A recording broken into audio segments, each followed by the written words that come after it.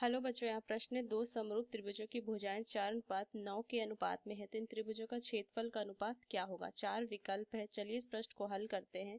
तो मुख्य अवधारणा अगर मैं इस प्रश्न में लिखूं, मुख्य अवधारणा, तो हमें पता है कि दो समरूप त्रिभुजों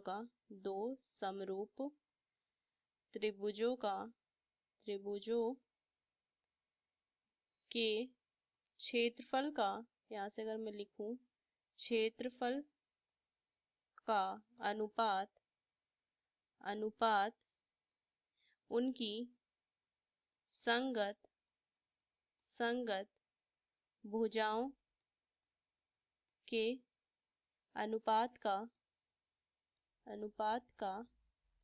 वर्ग होता है। तो ये चीज हमें ध्यान में रखनी है। चलिए इस प्रश्न को हल करते हैं। तो मान लीजिए कि दो त्रिभुज है ए बी सी और डी ई एफ, मान लेते हैं डी ई एफ। तो अगर ये दोनों समरूप है तो यहाँ से लिखेंगे कि त्रिभुज ए बी सी जो होगा वो समरूप होगा डी ई एफ का, क्योंकि ये दिया हुआ कि दो समरूप त्रिभुज हैं। तो इनके अगर में संगत भुजाओं का अनुपात क्या होता है, बराबर होता है। तो ए बी बटा में डी ई बराबर में बी सी बटा में ई एफ बराबर में ए सी बटा में डी एफ, ये लिखूंगी।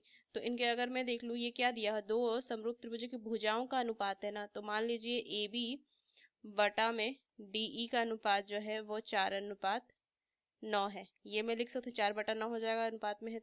तो अगर हमें एक चीज पता है कि दो त्रिभुज अगर समरूप होते हैं तो यहाँ से क्या लिखूंगे कि त्रिभुज ए बी सी का क्षेत्रफल बटा में त्रिभुज डी ई एफ का क्षेत्रफल बराबर क्या होगा, इनकी संगत भुजाएं ए बी बटा में डीई का वर्ग, ये लिखेंगे। तो कितना हो जाएगा, 4/9 का वर्ग। तो मान आ जाएगा 16/81, ये लिखेंगे 16/81।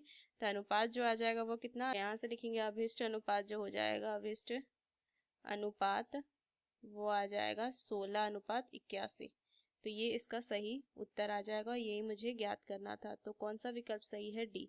तो इस मुख्य अवधारणा का इस्तेमाल करके हमने इस प्रश्न को हल किया। आशा करते हैं प्रश्न आपको समझ में आया। धन्यवाद।